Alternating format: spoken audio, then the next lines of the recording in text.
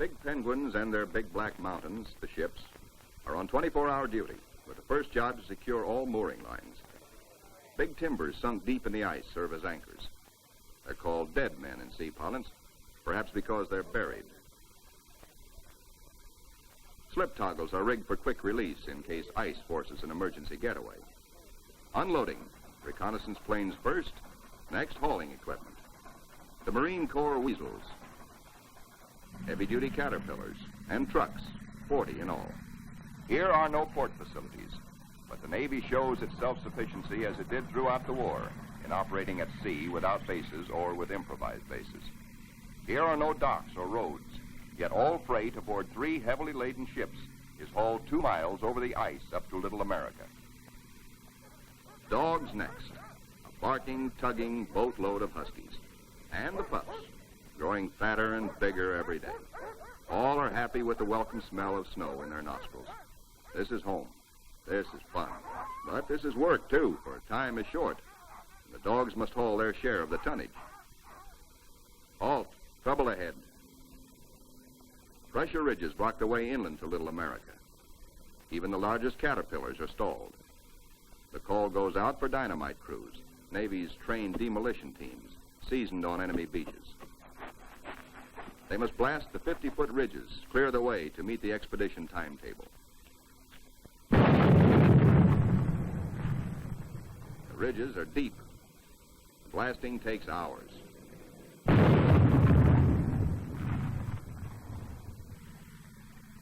Seabees and their bulldozers follow, smooth out the road for the big cats.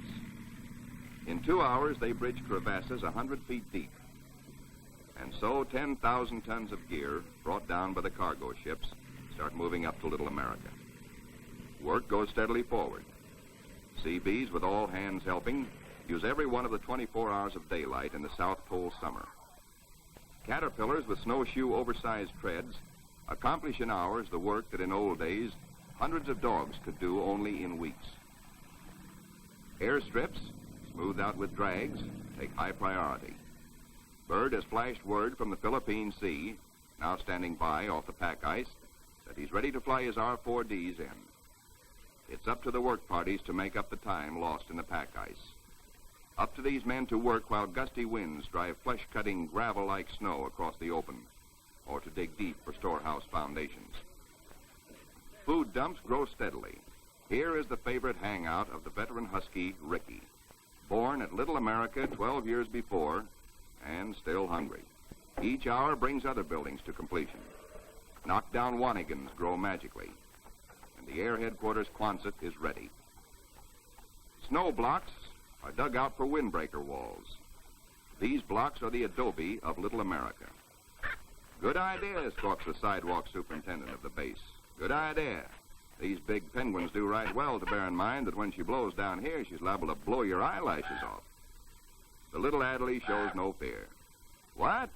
Smoke? Silly idea. The ships are all but empty.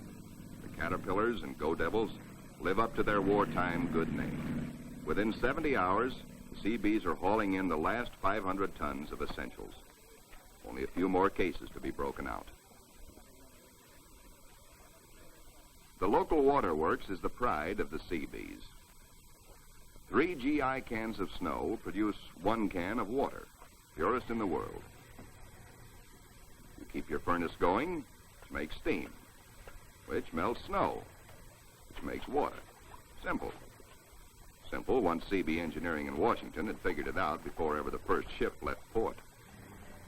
And now, the ordered streets of a tent city that is Little America the Fourth come into being where 3 days before the primeval snow lay unbroken. The church flag on the first Sunday signifies a pause for prayers. After the last Mass, and after the Protestant and Jewish services, the off-duty sailors have but one thought. Transportation has but one terminal, the mess hall, the best dinner of the week, as ancient Navy tradition always has decreed. Admirals and captains wait their turn in the chow line with the men. Inside, plates are loaded. Roast beef, rich gravy, high mounds of mashed potatoes, flaky pie. Life looks up again. A cigarette, good coffee.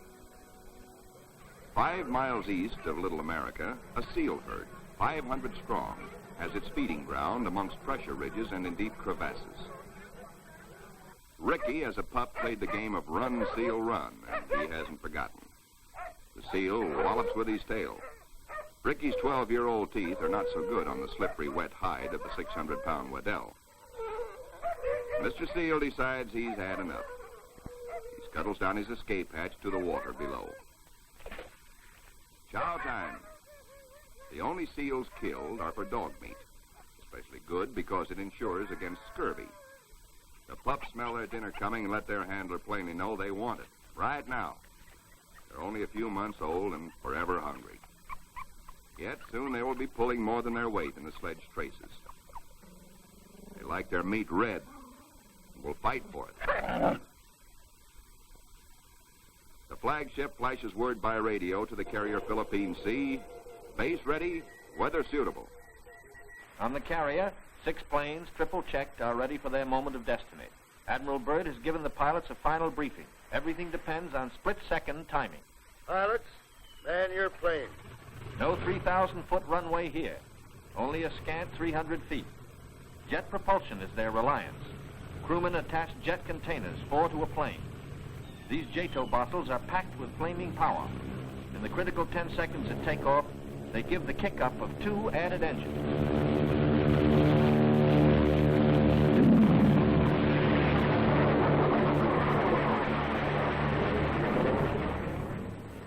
Byrd is airborne in exactly 100 feet.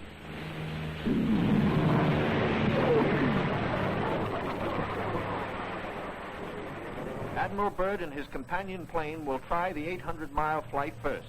The others await his orders. At Little America, cameramen and Admiral Cruzen wait anxiously. And there comes Byrd. Cruzen can relax now. The skis work perfectly. The carefully calculated drag of the wheels serves only to shoot up a plume of snow.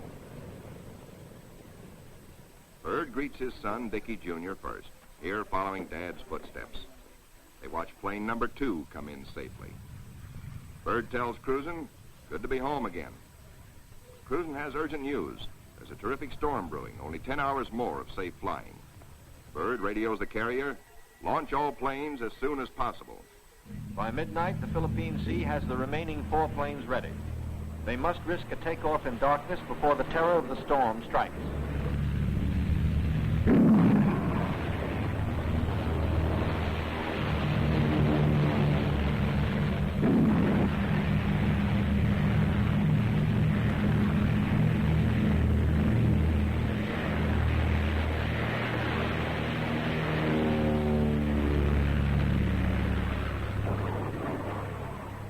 Daylight finds the planes over the pack ice. With frozen death below and weather closing in, navigation becomes tricky. This close to the pole, the magnetic compass is no help. At the base, men scan the gray skies, looking, and finding only the blackness of the approaching storm, now visible to the east. If the planes don't make it within an hour, but in they come, one by one, to land in the last remnants of clear light. Each landing is the first on the ice for each pilot. These men are the first ever to fly big planes into the Antarctic. For on previous expeditions, the planes were freighted in, assembled, and only then were they flown. These Navy and Marine Corps flyers have been bred on stormy going. Their long experience and, above all, the Navy's relentless training in all details brings them in, but with little time to spare. The blizzard hits, 100 miles an hour, scouring across the sastrugi. In storms such as this, many brave explorers have died.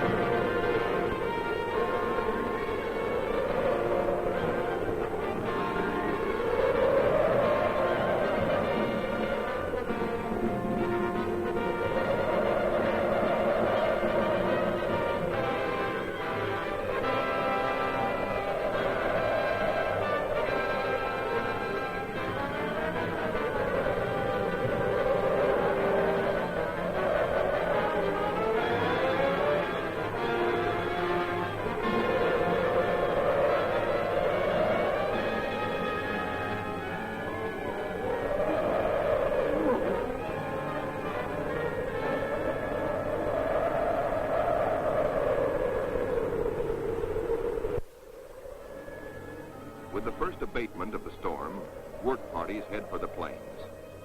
The blizzard is 40 hours old. The wind has become bearable. The expedition flight schedules are days behind. They must get the heaters going, clean out the frost. The Antarctic offers no quick machine service as on standard Navy airfields. Fuel for the heaters must be hand-dragged, hand-pumped, hand-fed, with the temperature far below freezing. The chow wagon, the never-failing CB tractor, gives the work parties a lift back to the mess tent for hot coffee, food, and warmth. Only the Navy, Marine Corps, Coast Guard, and Army cameramen who made this official record know the price they paid for these blizzard films. They covered the Pacific battles for posterity. This cold day, they froze their whiskers to make these first color films of an Antarctic blizzard. Little America digs out. The planes still stand on the line uninjured. Icicles and snow to be cleared off, but no plane blown away. Lashings held. Tent City intact proved out the technique of survival evolved by Byrd in a lifetime of exploration. Not one tent went down.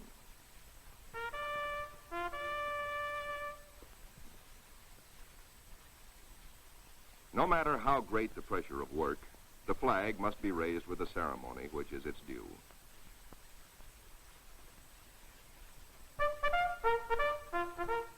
Admiral Byrd declares Little America IV in full operating commission. The Admiral and the party ride Weasels 12 miles south to visit his earliest camp, marked by the radio towers. Little America I, now 40 feet under the snows of 17 years. And above it, Little America II, 25 feet under the snows fallen since 1935. Captain Boyd, United States Marine Corps, ties on a safety line. While Admiral Byrd and 3 veterans of his previous expeditions watch, Boyd inches his carcass down the old ventilating hatch. It stood 20 feet in the air when it was put up 12 years before. He pokes a stick up as a marker for the main hatch. Now all hands, the Admiral included, will have a chance to go look-see. Below, the old-timers find a lantern that lights at once, and all manner of other gear.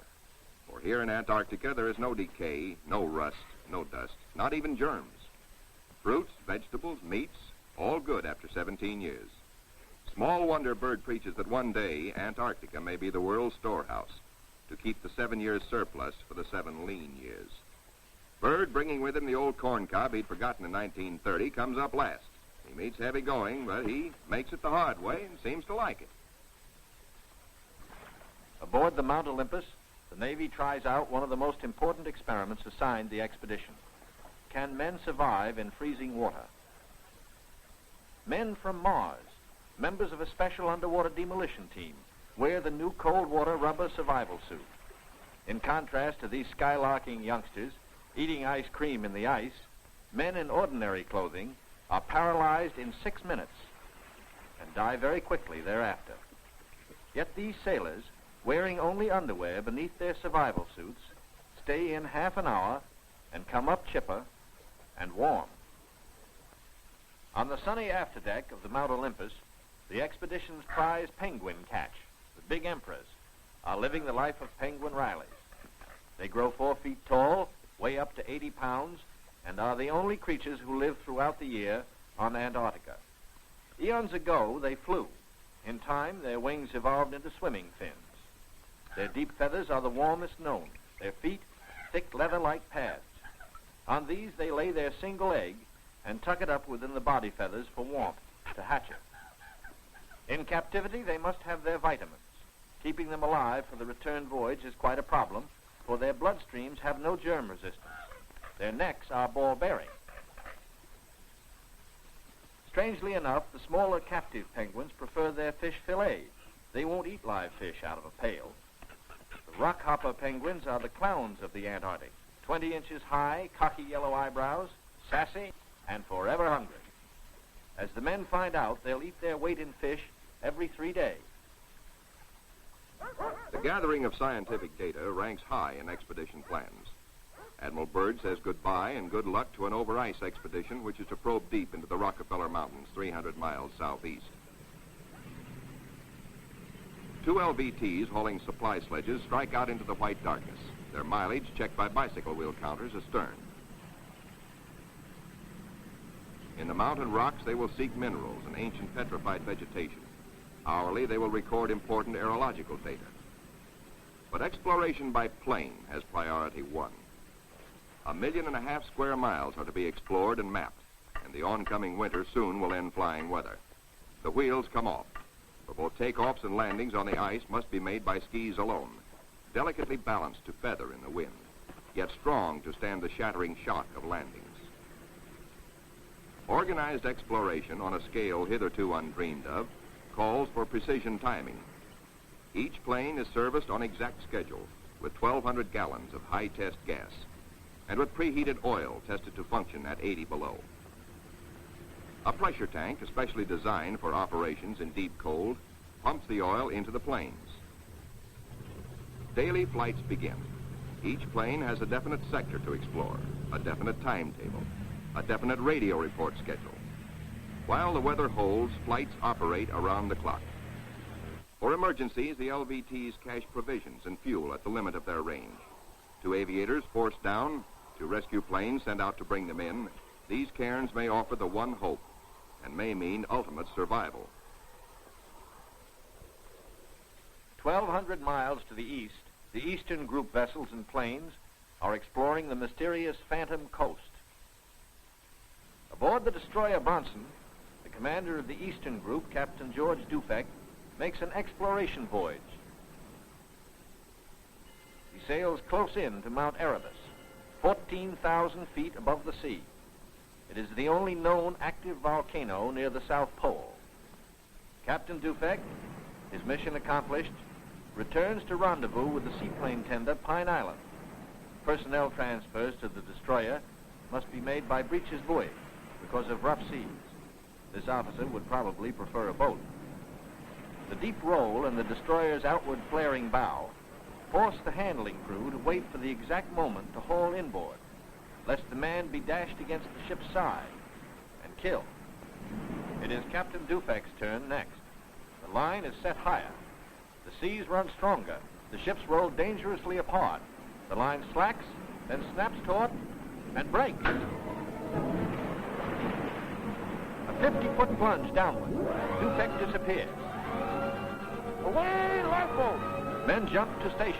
Lower away. Hurry, hurry. 8 minutes in this icy water means death. Speed is the only hope. The boat sheers clear. Heads out fast to the rescue. Captain Dufek reappears. He has managed to inflate his life jacket.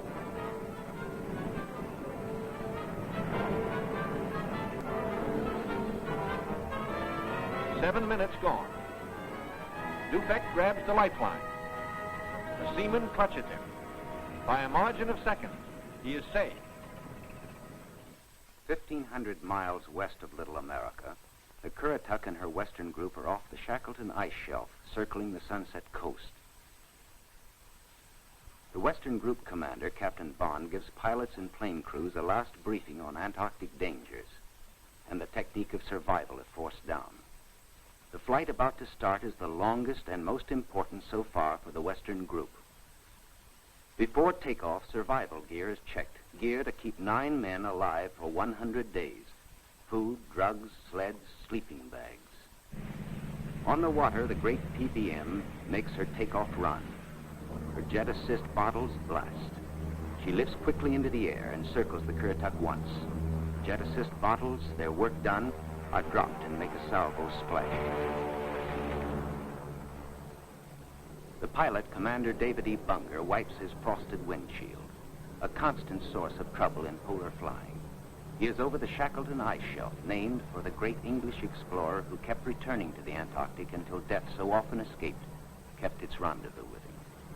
The smooth shelf roughens. Dark rocks, called nunataks, appear above the ice. Then rugged mountain ranges as far as the eye can see.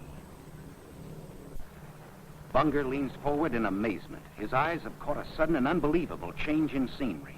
The universal white is turned to chocolate brown, dotted with blue. A cameraman goes into action. 300 square miles of land without snow.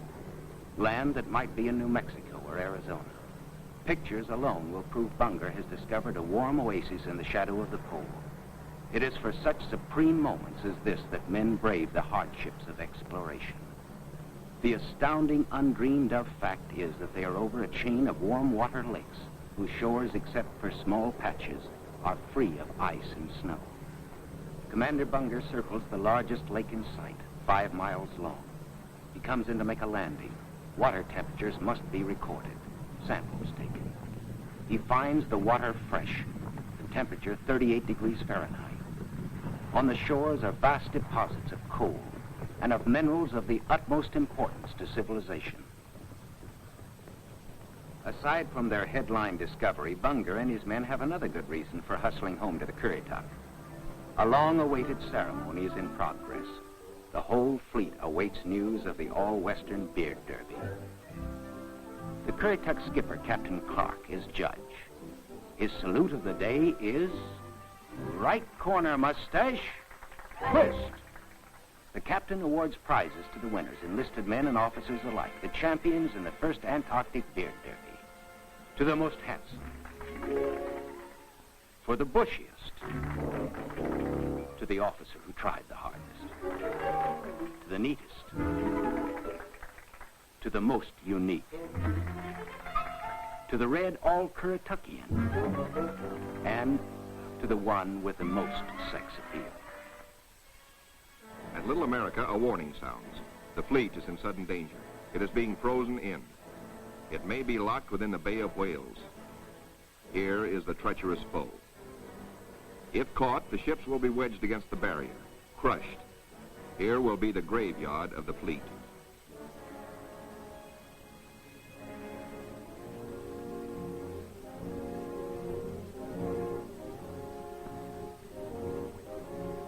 The Coast Guard icebreaker Northwind goes into action, ramming, backing, ramming again to break up the crushing floes. Landing craft work frantically to loosen the ice around the ships so propellers may turn without shearing off. One by one, the ships are cleared, get underway. Byrd remains behind with 197 volunteers in grave problems.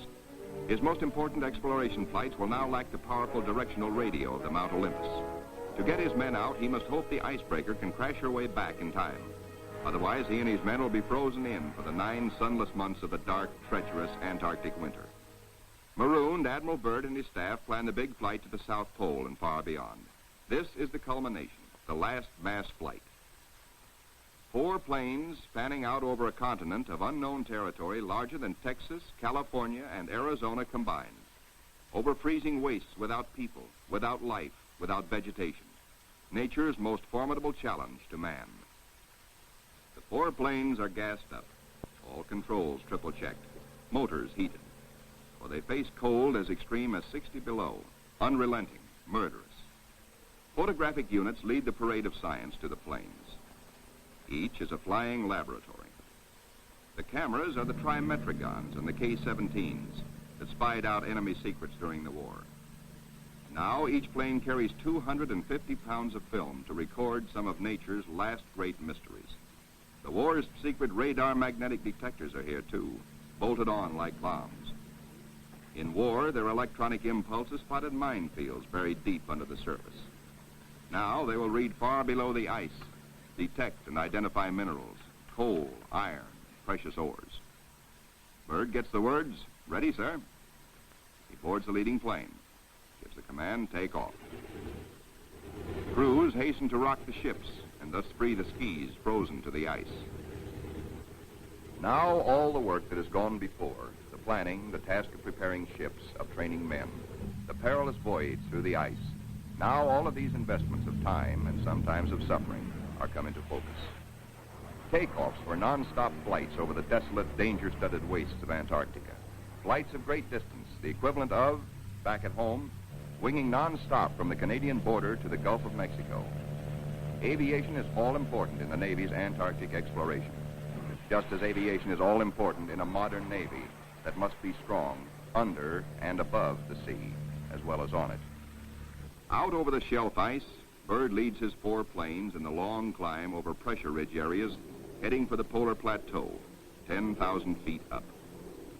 Below are no landing fields, only deep crevasses, pressure ridges 100 feet high, instant destruction for a plane forced down. Byrd pioneered the first South Pole flight in 1929. He applies again the practice of constant vigilance, careful calculations that assured his earlier successes. Over this cruel country, Byrd flies today at 3 miles a minute. In earlier explorations, 3 miles in 1 day was frequently the utmost for Shackleton and Scott for Britain, Amundsen for Norway, and Byrd himself for America. The Beardmore Glacier, 200 miles long, 50 wide, 1,000 feet deep, who knows? Byrd checks position by the sun compass. The glacier signals the South Pole itself. Here, Byrd drops the flags of the United Nations, carefully boxed, a symbol of America's goodwill to all nations. Now, beyond the pole, Byrd focuses his cameras and magnetic detectors on land new to him and to all mankind. In eastern group waters, the seaplane tender Pine Island swings out a plane, listed on the fleet's roster as Mariner George I. Crew members look out. No shadow of coming disaster troubles their young faces. Captain Caldwell, observer. Lieutenant J.G. Frenchy LeBlanc, pilot in command. Lieutenant J.G. Bill Kearns, co-pilot. Ensign Lopez, navigator. And a crew of 5 take off to map the treacherous Phantom coast.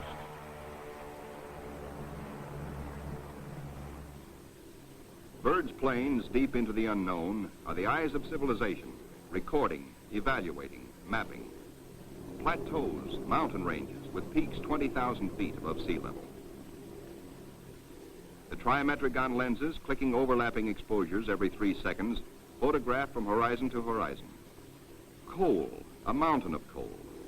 Byrd later declares Antarctic mines, if once tapped, could supply the world's coal needs for centuries. These official motion pictures can give only a cross-section of the miles of photographic records accumulated on this expedition by the Navy. The exposed mapping film will take 5 years to assemble.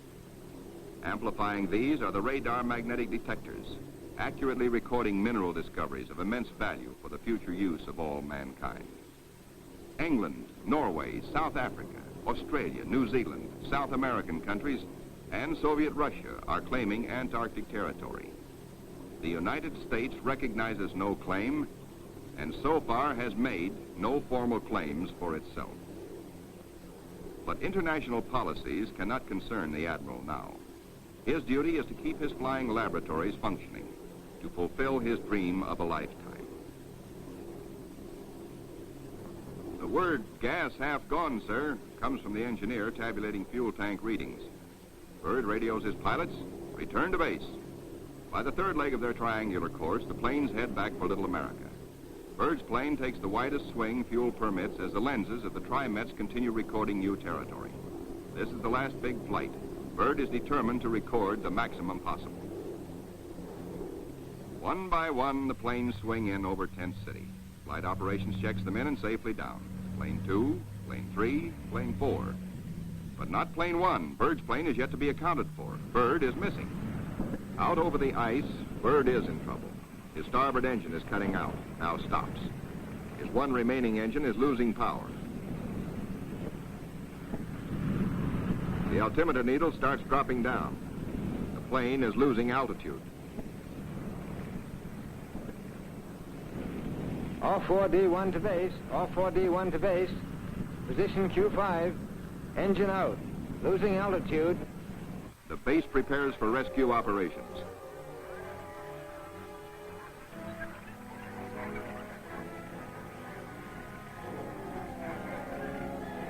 Handicapped by the partial power of one engine, the plane is in jeopardy. Down she drops. The needle drops from 3,000 feet downward, threatening peaks around her. A further drop might mean a crash. Only one hope: reduce the load, lighten her at once. Maybe that way, maybe if enough weight goes, maybe she will hold. Already the mountains are above. She is deep in the valley, deep in the shadow of disaster. The needle drops downward from 1,700 feet. Jettison all gear.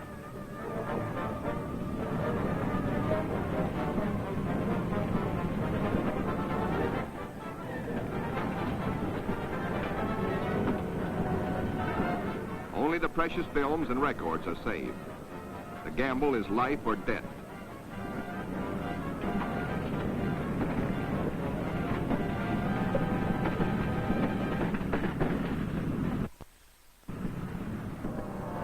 The altimeter levels off at around 900 feet. Slowly, she starts to climb. She is gaining altitude. The pilot signals 4-0.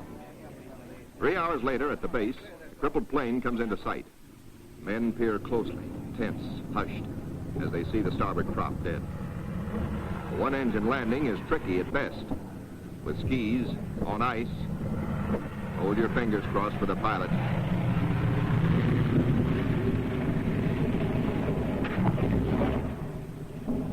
Safe, safe, good going. The greatest exploration flight of all history has ended in success. The flight beyond the South Pole. The flight beyond imagination. But over the Pine Island with the Eastern Group is the shadow of tragedy. Captain Dufek flashes the word by radio. To Eastern Task Group. From Task Group Commander, Mariner George 1 overdue. This group commence standard search and rescue operations immediately. Grim men with grave news from Captain Dufek. No time now for jubilation over his own escape. No mood for rejoicing. Byrd knows better than any man the tragic import of the message. In the freezing danger of the Antarctic, seconds are hours. Minutes are days. Every resource of the expedition must be mobilized instantly. All planes must take the air. All men stand alert for emergency duty. Over the ice pack, above the open sea, across the barrier. Mariner George 1 is down with men. No radio signals coming through. That means a crash. Search, search, search. Wherever the plane is, it must be found. For maddening, anxious days, fog shrouds the area where the accident most likely took place. Men are frantic, yet daily at their own request, at their urging, in fact, the crew of the Pine Island gathers for prayer service. On the 13th day, the weather breaks clear. Captain Dufek sends another PBM into the area heretofore shrouded in fog. At last, in clear visibility, the pilots and men scan water and pack ice along the Phantom coast. Wherever they are, the 9 men of the George 1 have been lost almost 2 weeks. Hope is thin. 5 hours out, Commander Howell, the pilot, spots smoke. A signal fire. Some are alive down there. How badly hurt? How many live? The George 1 smashed. The wreckage scattered, some of it burned. And a message on the wing. Lopez, Henderson, Williams, dead. No seaplane can land on the ice.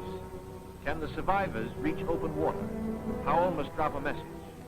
We'll land Barrier's Edge 10 miles north. We'll drop flags to mark trail. If you can walk it, form circle. If not, form line. Howell knows the gravity of the decision Captain Caldwell must reach. But if the men can walk, a day may be saved. A precious day for the engine. Howell flashes the news. Captain Dufek gets the word and gives it to the Pine Island by loudspeaker. Attention all hands. This is the Task Group Commander speaking. Mariner George 1 has been sighted. Rescue operations are in progress. Howell circles his PBM over the wreckage. He watches for his answer. The huddle of men breaks apart. They've reached a decision. It's a circle. They'll try the 10-mile trek to board the PBM at the water's edge.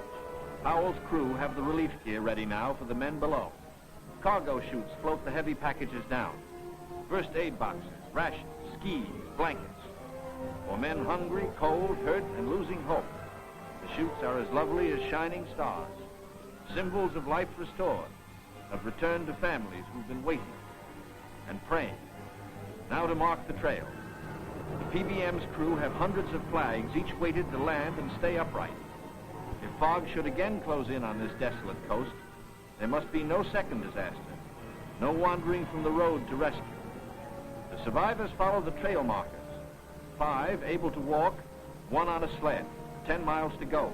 These men are marching out of the shadow of death into the sunshine of life. Aboard the rescue plane, ready to leave the barrier edge, the survivors, 6 thankful men, jerk out their story in bits and flashes. How Henderson, Lopez, and Williams died in the crash and explosion when they smashed up in milk bowl visibility. How they found scattered cans of food, a stove, and fuel to keep it going, and one tube of sulfur tablets, just enough to keep Frenchy LeBlanc, their gravely injured pilot, barely alive. Proudly, they tell how Captain Caldwell consulted them all in dividing their little food, how he kept watch, inspired their faith, and how they prayed as men always do when there is no other hope but prayer. Bill Kearns, co-pilot, grins hello. First off is Frenchy LeBlanc. Corpsmen carry him tenderly in a Stoke stretcher. Moore and Robbins pulled him out of the blazing nose of the plane, but his back, hands, and face suffered third-degree burns, and in the Gethsemane of waiting for rescue, both legs were frozen to the knees. Amputation is inevitable, but he will live. The ship's company of the Pine Island greets their skipper, Captain Caldwell, observer on the flight.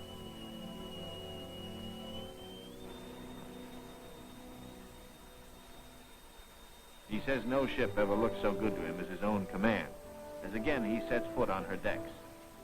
His executive officer greets him with sincere affection. Captain Dufek warmly welcomes the survivors. Co-pilot Kearns, his broken arm in a sling.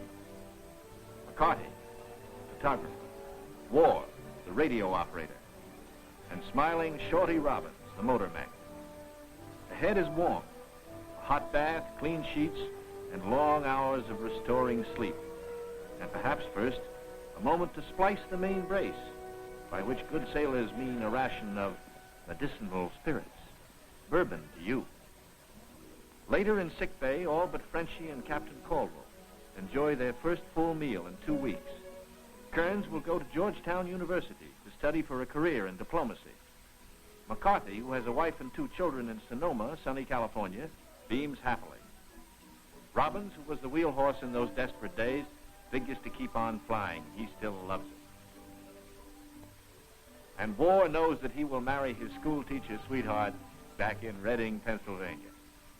News of the rescue finds the icebreaker with Admiral Cruzen fighting her way through thickening ice to pick up Admiral Byrd and his men at Little America. Byrd is radioed for all speed. At the base, the Admiral supervises Operation Secure. All essential records and scientific instruments are to be taken home. The planes must remain. They are stripped down with the hope that another American expedition in a future year may find them of use. Supply dumps are marked by poles. And now through the capes comes the old reliable workhorse, the icebreaker. Final loading is the order. All roads lead to the bay, the last trip down. The last long trek through the snow for the big Go Devil sledges, loaded with men and equipment. The excitement that always comes with sailing infects all hands, including the dogs. They sniff something important is in the wind.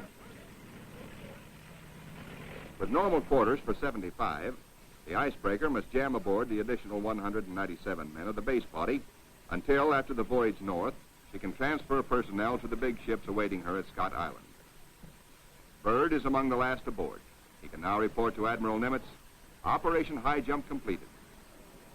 Our men have achieved accomplishments unparalleled in the history of discovery. Our central group has flown far beyond the South Pole, mapped 1/3 million square miles never before seen by man. Our eastern group mapped 3,000 miles of phantom coast and charted 40,000 square miles of coastal ocean areas hitherto unknown. Our western group, flying hundreds of air hours, mapped the 4,000-mile Sunset Coast, made the amazing discovery of warm land in Antarctica. In all, the expedition explored more than 1.5 million square miles. Our scientists, by use of the radar magnetic detector, have pinpointed fabulous treasures and resources of great significance for all mankind. The men who did the job, Navy, Army, Air Corps, Marine Corps, Coast Guard, and scientists, are going tired men.